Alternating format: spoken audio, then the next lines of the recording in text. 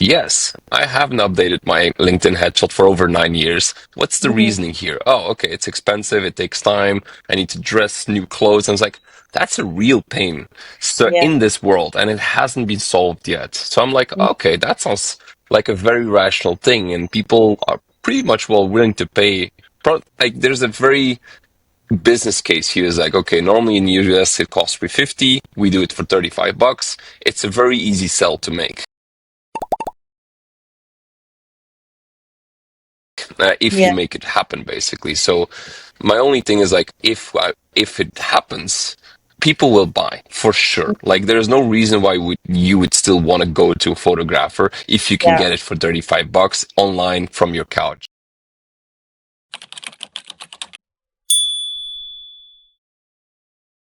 One, let's go. Hello. Hello. Hi, Ricardo. Thank you so much for agreeing to be a part of this podcast. I'm so excited to have you here. Could you please start with sharing a little bit about yourself and your journey so far? Yeah, I'm indeed Ricardo, founder of BetterPic. We've been operating now for about a year and a few months, I would say, right now. Before that, I launched my first business was launching coffee bars, selling cigarettes to kids. I've tried everything in life in order to, make it happen is a big word, but like more like doing things and just like moving the world ahead. But yeah, I've been selling cigarettes. I've been, launching coffee bars, cocktail boxes, marketing agencies, anything that would push my brain to the next level, basically. That's so cool. That's really interesting. I was reading your LinkedIn and you had listed a list of the businesses that you tried. So I think that's such a cool trait to have as an entrepreneur, right? Because you're not giving up, you're always looking for new solutions to problems. I heard from a wise person that said you only need to make it once. Yes. The rest doesn't count. Absolutely. That's so true. That's so true. So, what about the journey of BetterPick? Like, how did you find the product market fit? Was there like a specific insight or moment when you realized that AI headshot generators is the thing that you should go for? Yeah, I think the journey started about 8 years ago. 8 years ago, we started an agency with the sole purpose of, servicing software businesses in order to launch our own software business. Reason why I tried coding, and while I was trying to code JavaScript and everything related to that, I was like, will I ever become the best coder in the world? That was my question. I was like, no. So if that's the case, what am I doing? So I figured, okay, let's focus on what I'm really good at, which is marketing, business, everything related to that, bringing teams. I think that's what would say okay in that sense. I can always improve. But I'm not going to be the best coder. So we started an agency with the whole mindset of we're going to do this one time for our own. We're just going to learn along the way. And I've been subscribed to a website called Site Projectors, was it called? And it's basically a platform where people that just started the business want to sell the business. So we've been always like, I've always been on that list. Every time the newsletter comes in, I kind of check like, what's an interesting business? And I've always like, I've had some conversation, but nothing very concrete.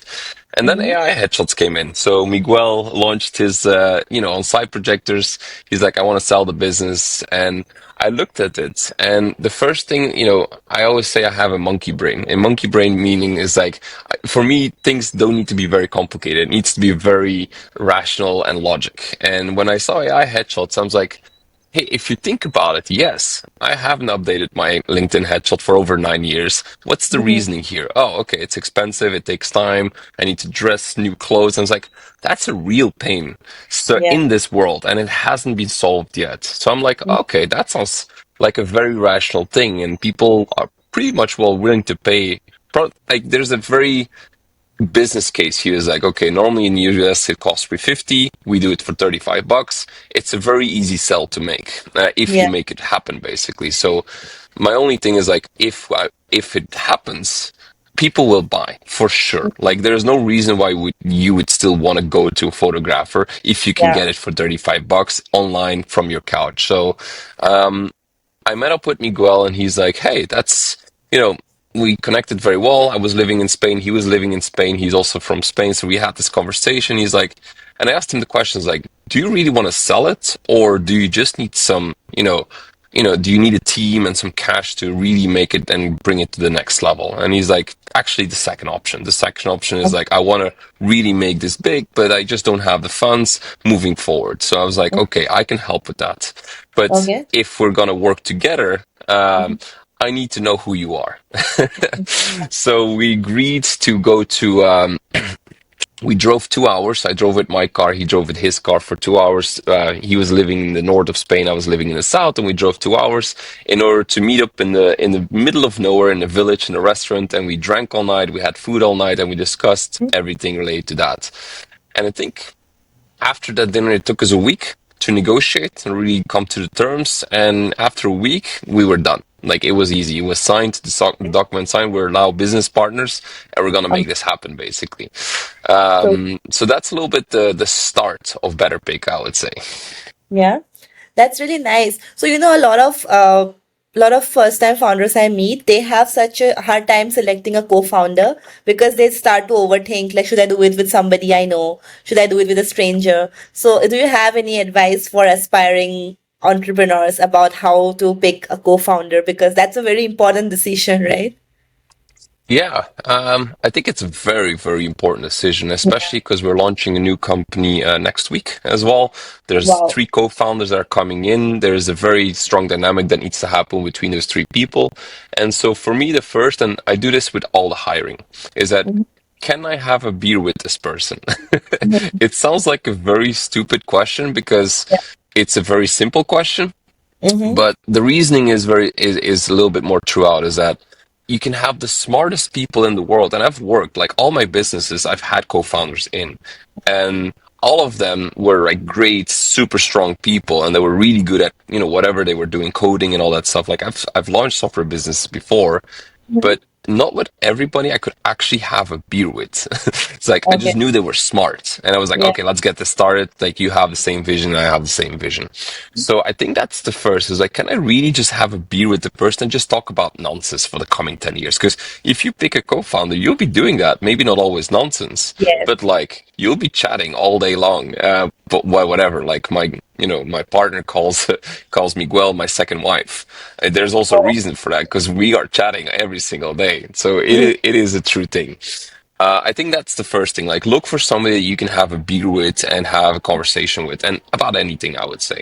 And Yeah. then the second thing is the the reasons why it works really well with me and Miguel, and the other people as well, is that we when we came to terms, so we really had like a document, and like we had discussions, like we were both looking for solutions. Like we were Yeah. both in the mindset, we want to make this work and let's see how we can work together, basically. So it Mhm. was very easy to work with the person. And I think that's an important thing because you're going to fight. You're going to fight about things. You're going to disagree about things. There's going to Yeah. be, directions that you're not aligned with. So I think it's important that you can have these very in-depth discussions without really making it complicated. I always feel like if it becomes too complicated and if you're really going nitty-gritty, it's not worth it, I would say. Like you Yeah. need to agree on a high level and move forward, basically. So with Miguel, I had this like in a week's time, like we had everything sorted out. And I Mhm. think that's great. So you need to Yeah. have people that you can agree with, but also disagree with, but you Yes. can come to terms very quickly in that sense. So I think that's the two things. And of course, like they need to be super, super smart and complementary to you. It's Of- like, I don't know what Miguel does, and I don't like, I call it in the company, it's called Pokemon language. So mhm. sometimes they go very in depth about AI and all that stuff. Like, Yeah. that's great. But I was like, now try to explain that to a normal human being like me. So I definitely don't know how Miguel does it. He doesn't know what I'm doing. So it's good. Like we are very complementary in what we're doing. So I mean, that's the third one as well, is like complementary and smart. So I think that's the three things I would be looking for. Love it. That makes a lot of sense. Like you have explained it so simply. To me, it feels like, yeah, this should be common knowledge, but it's not because this is a real struggle people have with co-founders. But anyway, thanks for that candid answer. So I also read on your LinkedIn bio that BetterPick is currently at 182K USD per month, which is such a great income in just 1 year and few months, right? So what do you think are some decisions that shaped this journey of BetterPick? What are your thoughts on this? Yeah, I think a lovely question, by the way. So the first thing is from the moment we started, we said there's one thing that will make us win. And the one thing that will make us win, well, there's going to be a few things, but the main key thing is we need to Mm-hmm. think about this as a business, not Yeah. as a side project, I would say.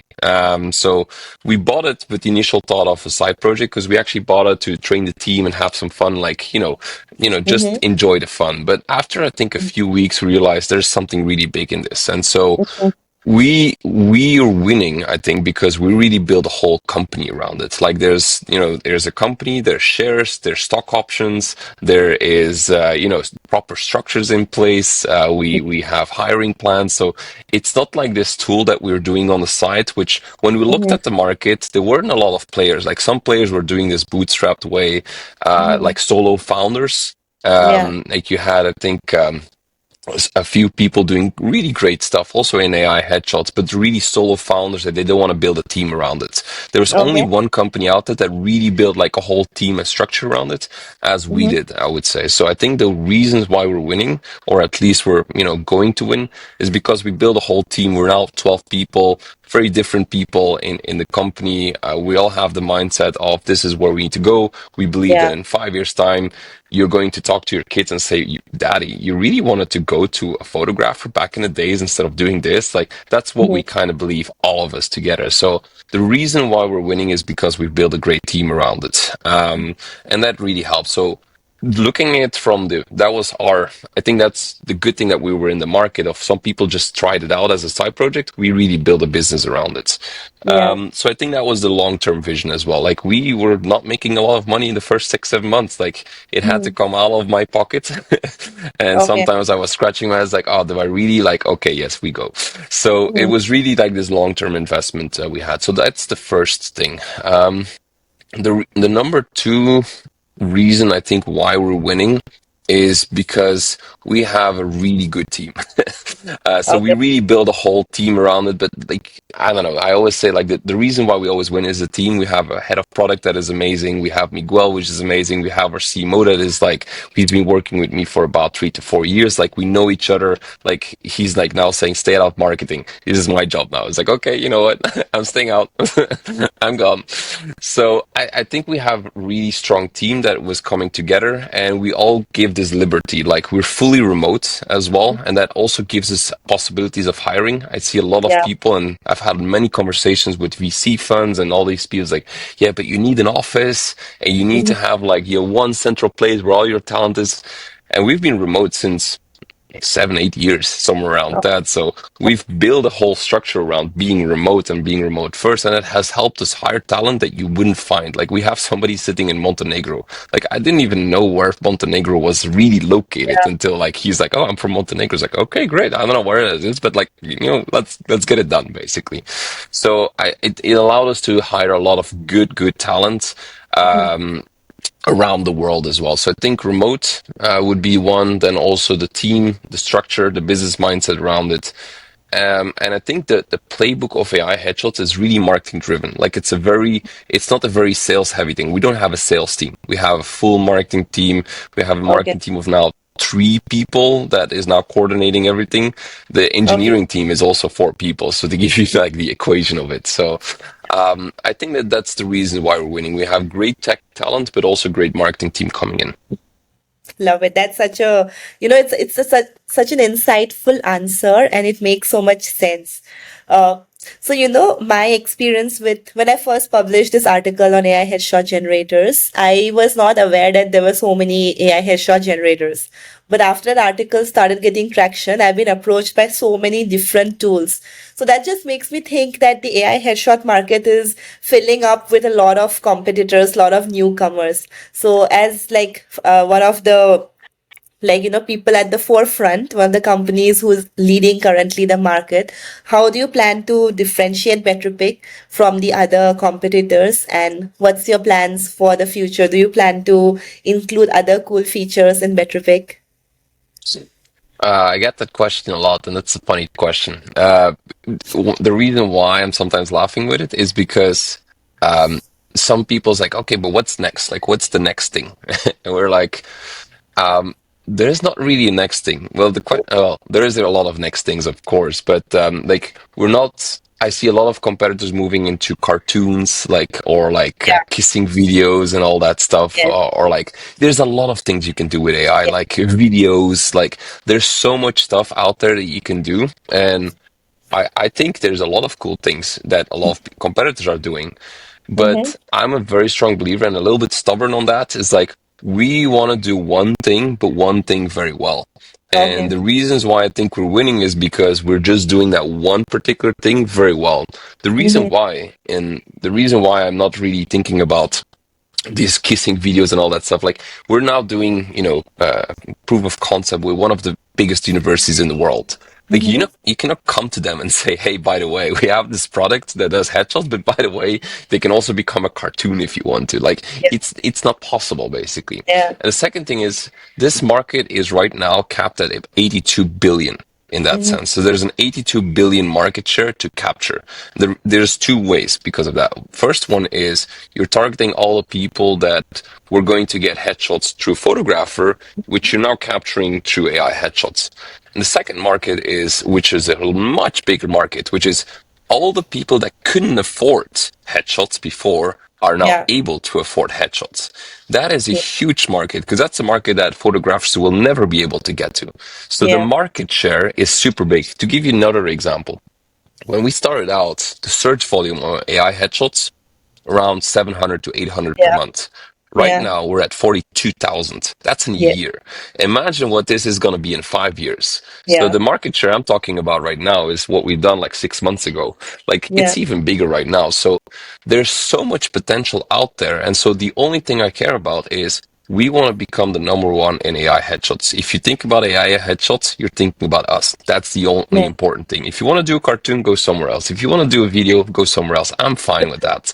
Yeah. If you want to do AI headshots for you or for your entire team, think about, an IKEA, for example, that wants Yeah. to do headshots for their entire teams. Well, we have a solution for that. So the only thing we're going to do is invest into AI headshots and Mm. making sure that we can run for teams. I think that's the most important thing that we're focusing Yeah. on right now is we want to make sure that a corporate like 10, 20,000 people can do AI headshots with us and Mm-hmm. because we're the best at it.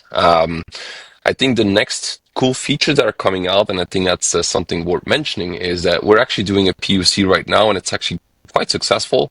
Is Mm-hmm. people are delivering us the Okay. clothing that they want for their teams. So think about all the Oh. nurses. Think about the vets in this world. Think about all of these cool people that need to have dressed in the exact same way. We're now doing that as of now. And that is something that none of the competitors are doing right now. So you can come to us, say, I need this clothing, or I need to have this background with this bridge, or I want to have, I already done a photo shoot. I want to have a new photo shoot, but like with the backgrounds that we already have. So I think those are like so many things that we can still invest to make AI headshots better that we're not thinking about anything else right now. Got it, got it. That's really interesting because when you aim to be the best at one market, one particular niche, I think you have that focus and you don't get like distracted by every cool new technology that comes out, right? And you know who your target audience is. It doesn't keep changing all the time. I agree. Yeah, That's why we know exactly who we're building it for, and we're not taking any decisions that go around that. And I think yeah. that laser focus is what is going to allow us to win in that market, I would say. I love that. Thanks for sharing that, Ricardo. So my next question is, do you think AI is lowering the barrier to scale for entrepreneurs? Like, do you think in future it's possible to have like unicorns with few people in the team, like two, three people in the team, or like 10 people in the team? Do you think there's a future that's possible? It's not even the future. It's the Mm-hmm. current situation. Like Yeah. it's literally happening as of right now. Like Mhm. I think the best example, and I have to pray because I'm from Europe, and I have to say I will praise more of the European companies because we have a lot of things to catch up with. But Lovable is a perfect example of this. They're a Yeah. very small team, and they're adding. I think last time was 2 million ARR, 2 million ARR, 3 million ARR per week as of now. Oh, With with a Okay. super super small team. So it's happening right now. Was what as of sort of speak. So yes, I do believe so. That in the future we will not have these large teams anymore, but Mm-hmm. you will hire highly performant members with Mm-hmm. real experience to use AI in order to operate. So I'm a strong believer. It's also our the hiring philosophy with us. Like we don't hire juniors out of school anymore. Like we have a few for some roles, but like Mm-hmm. for the real key roles, we don't hire meteors or juniors. We just get the seniors straight away because Okay. and teach them how to use AI or go through everything. Like we don't do that anymore because I strongly believed even in the marketing agency, all those roles like the copywriting thing, you don't need those people Yeah. anymore. You Yeah. would use AI and your brain in order to operate, I would say. Yeah. So I'm a very very strong believer of AI being the extension of your team, and the Mm-hmm. reason, and you'll even see it in the product. So we're the only player in the market that does one thing very well, which is human editing. So Yes. with So, us, you can actually go into the product and say to human, I want to do X, Y, Z, please yeah. change. And then in Yes. 24 hours, you're going to redo that. The Yeah. reason why is because I'm a very strong believer that AI needs to be mixed with humans. AI is Mm-hmm. not perfect and is never going to be perfect. So Mm-hmm. we need to make sure that we have AI and humans working very strong next to each other in order to get the best result. And that's also the reason why we can promise the best result is because you can ask anything you want to update. So that Mm-hmm. means that you're going to get the best result anyways. Yeah. Yeah, that makes a lot of sense. So like the next question for you is there are a lot of people who aim of building their own tools or building their own startup with AI now that everyone is building something with AI, right? So do you have any words of advice for entrepreneurs who are just starting out to build something and hope to reach like huge success one day? Yeah, I would say yes. So it's funny when people look at BetterPic and they see the growth. I think we grew from like zero to, I think now we're going to hit 200, 240,000 this month in like in a few months. And they look at that and it's like, oh, wow. I also want to do that. And I always Mhm. say, technically, everything is possible, but if you Yeah. look at all the things that I had to do before for the last, like I started when I was 18, I'm getting 32 now, so it's like 14 years. All the Mm-hmm. things I had to do and learn before that, like it's not an overnight success. It's really like Yeah. a 14-year success, you would almost call it, in the making. You would all, but when the opportunity came, I knew exactly what to do. I knew how to acquire the company. I knew how to build a team around it, where to get the capital. But that was over the past 14 years that we had to build those Yeah. skills. Even like with the team that was built before, like we had to make a bond, we had to connect with each other. So it's an overnight success without being an overnight success.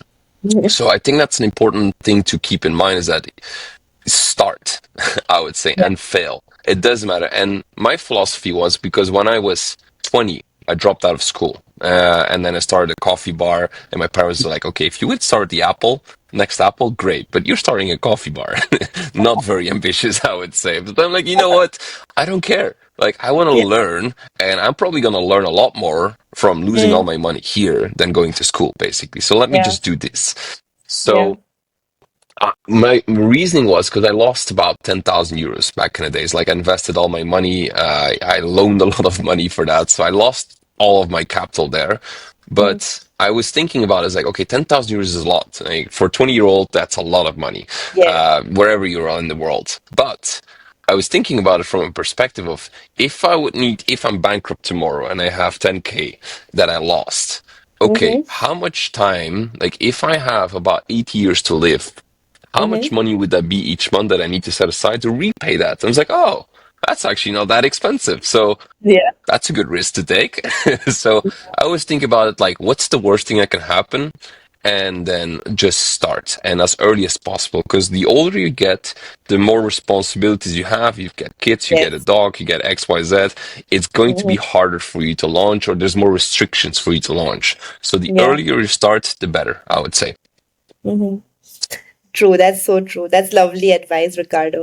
So when you talk of an entrepreneurship, the one word that's always associated with it is hustle, right? You need to hustle to be successful in a startup culture. So, how do you maintain work-life balance? Because right now you mentioned you're traveling in that beautiful location. So, how do you ensure work-life balance, and how does an average day in your life look like? Good question.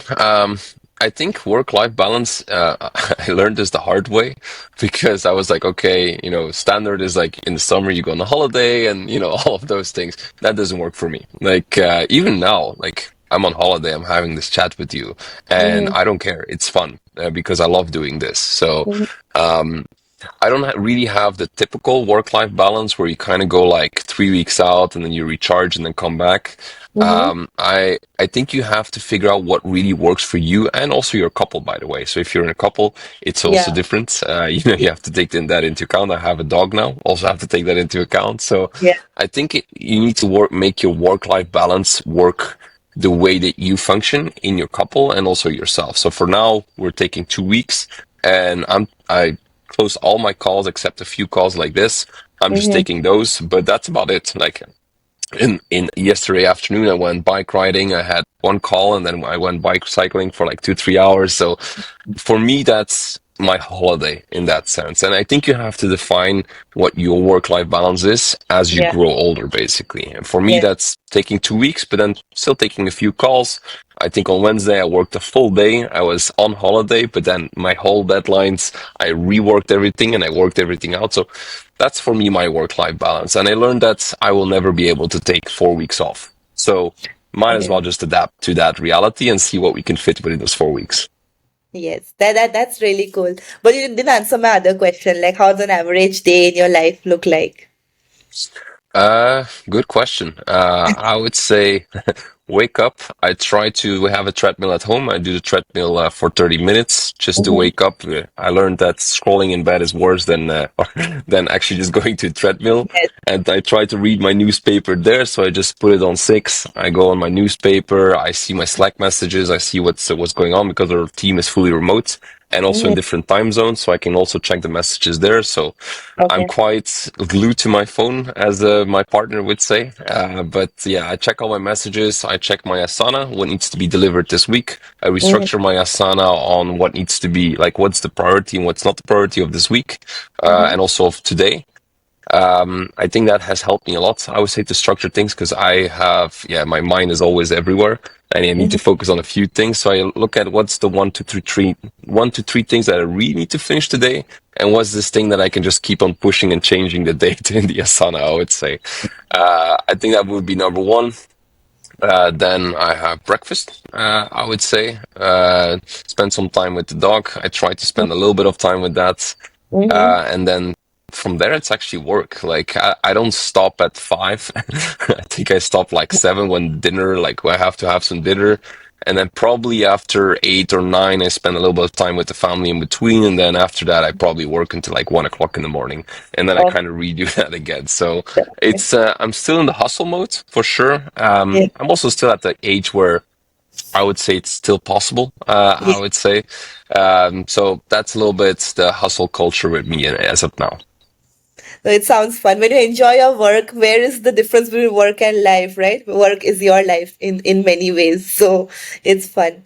All right. So as my last question, you mentioned that you are launching something cool tomorrow. Would you like to talk a little bit about that? Yeah, I can. So we're launching it probably next week. So let's see how that goes. We're actually flying to Portugal for it. So I'll be in Portugal as of next week. So we're launching a spin-off. So my mind with BetterPic, when having also because we were trying to raise capital with BetterPic as well. It's like, hey, you know what, we're doing this, and everybody's like, yeah, but it's a one-shot thing because you kind of do it one time. We need a Yeah. recurring model, Yeah.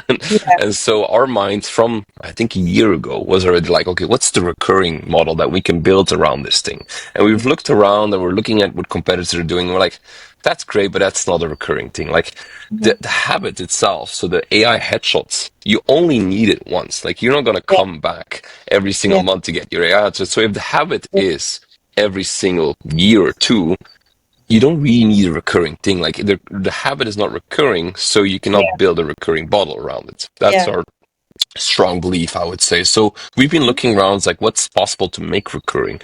And so because of this clothing that POC that we were doing, where people would upload their clothing and they would actually get the exact same clothing back, we're like, Yeah. oh, that's pretty cool. So people are interested in like uploading clothing and then getting it on their own, and then there, and we can actually do that very well because of the technology we built with BetterPic. It's like, okay, that sounds cool. And then we looked around at the market, and we stumbled into what is called AI fashion. So companies trying to pay a lot of money for photographers and models in order to, have this white T-shirt on them and take a picture of it. And we're like, there's a lot of money going on there, and it's again not accessible to all Yeah. entrepreneurs, just for the big Yeah. brands that can launch their, pay a lot of money for the models. Yes. And on top Yes. of that, if you pay a model, you only get the rights for 1 year. After that, you kind of have to take another model. It's like, okay, there's something going on here. So we looked at the market, it's like, this is ready to be disrupted. And the good Yeah. thing is, we've already built the technology. Like we've done it with BetterPic. We know exactly what the technology should look like. So we've done a 3 months testing, I would say already, even before. And we've actually been really successful at allowing people to upload clothing, generate a model, and really get a model with your clothing on it. We're like, okay, that's great. Mhm. But we also realized that, if we would have to do that, that's a whole different company. Yeah. So we've actually made our first spin-off. It's gonna call BetterStudio. So it's actually a complete different company, complete different Oh, structure. There's a new CEO, there's a new CTO, there's a new CMO on board. We've gathered the team. The team is ready. We've already hired the first two people as well. So there's like a whole new team and whole new company being wow. structured with the Yeah. technology of BetterPic. And that's being launched next week. So that's Better Studio in a nutshell. AI fashion for e-commerce is coming, which is, we learned, a recurring habit. When you have a new clothing, you kind of need a new batch of bottles, basically. So Yeah. that is the reasoning and how it kind of got to existence. That's so exciting. I'm wishing you all the best for the school launch. Thank you. Thank you. I think honestly, we can save a lot of money with this, people, Yes. because what we learned is that the average picture for a Mm-hmm. photo shoot costs about 150 to $200. Mm-hmm. We can do it for That's so. $1. Yes. Yes. Absolutely. That's very interesting. I can't wait to see how Better Studios, how amazing the results of Better Studio is when it launches. Me too, I would say. But we're already having demos. There's already people signing up. It's now in like it's beta launch, but we're Mhm. launching next week, and so we already have some. Actually, I can't name the names, but some big players already coming in, I would say. Very cool. Very cool. Wishing you all the best once again. And that brings us to the end of this talk. Thank you so much, Ricardo, for your time. Really appreciate you taking out the time for this call. No worries. Thank you for the interview. Thank you.